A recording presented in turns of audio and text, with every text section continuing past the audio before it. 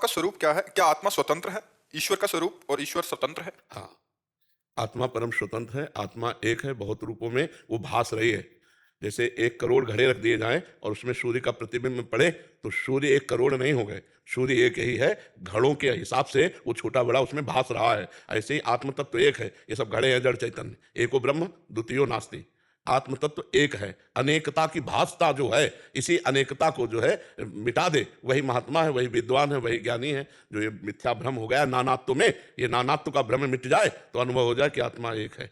एको ब्रह्म द्वितीयो नास्ति। दूसरा क्या इसमें प्रश्न है? आत्मा स्वतंत्र है क्या? हाँ, परम स्वतंत्र, परम स्वतंत्र। ईश्वर? वही ईश्वर है, वही आत्मा है। जो आत्मा और परमात्मा में भेद मानता है वह अज्ञानी है, वह अज्ञानी है। वही एक है। मत्ता परतरम नान्यत् किंचिदस्ति धनंजय। मेरे सिवा दूसरा कोई नहीं, भगवान श्री कृष्ण कह रहे हैं। उन्हीं को ज्ञानी जन ब्रह्म कहते हैं, योगी जन परमेश्वर परमात्मा कहते हैं, भक्त जन भगवान कहते हैं, प्रेमी जन लाड़िले कहते हैं। वो एक ही है, दो नहीं है। एक होते हुए एको हम बहुत श्यामा, मैं एक बहुत रूपों में हो जाऊं, वही खेल रहा है, दूसरा नहीं है। वो परम स्वतंत्र है, उसको कोई शासन में, सब उसके शासन में है, उसको सब उसके शासन में है। सब क्या है? माया। माया क्या है? भ्रम।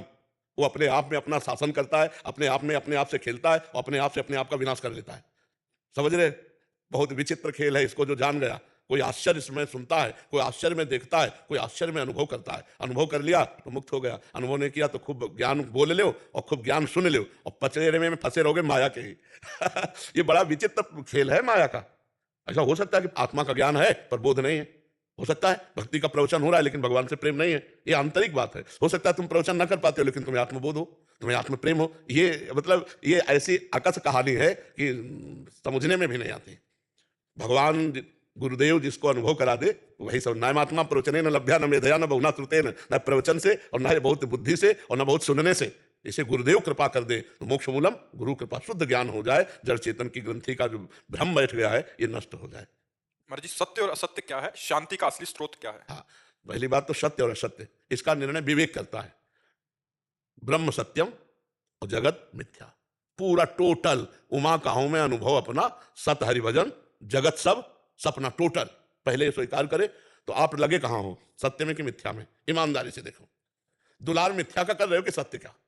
कोशिश सत्य की होती है, हाँ, लेकिन सत्य क्या है वो पता होगा तो उस तरफ जाएंगे हम। नहीं पता तो गुरु है, सबको पता है।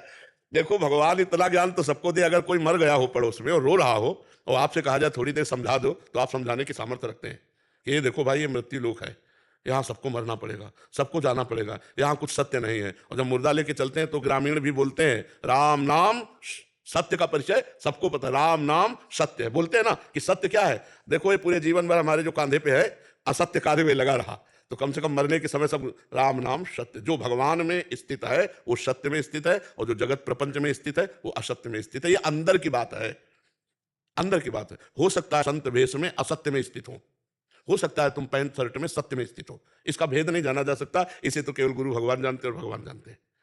समझ रहे हो?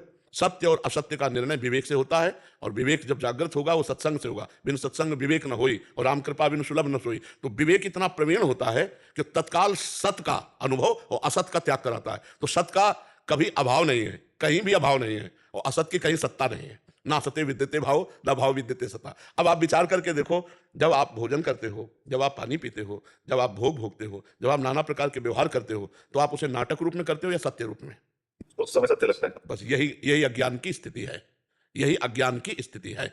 और ज्ञानी वही है, वो वैसे ही व्यवहार करेगा। लेकिन जैसे रोल में स्वांग में वो 4 घंटे के लिए राजा रानी बने, पीछे पैसा लिए, न रानी से मतलब न राजा से मतलब, समझ रहे ना? वैसे ही यहाँ हमारा व्यवहार है, पति पुत्र परिवार नाता सब ऐसे। लेकिन वो एक स्वांग है, वो अपने को जानता है कि मैं यहाँ न पुरुष हूँ न स्त्री हूँ, मैं पर ब्रह्म परमात्मा स्वरूप हूँ। और वो कहता नहीं है, व्यवहार वैसे ही करता दिखाई देगा अज्ञानी जैसा, लेकिन स्थिति उसकी परमात्मा में रहती है। ये सत्य है जी। शांति का असली स्रोत क्या है?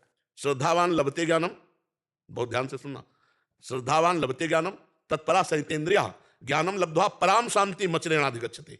जो श्रद्धावान पुरुष संत महात्माओं का सत्संग करता है, शास्त्र स्वाध्याय करता है, उसे जो ज्ञान प्राप्त होता है, उस ज्ञान से वो अपने इंद्रिय और मन का संयम करता है। और इंद्रिय मन का संयम करके जब आत्मबोध रूपी ज्ञान प्राप्त होता है तो परम शांति प्राप्त हो जाती है। दूसरे शब्दों में भोगों का त्याग करने से शांति होती है।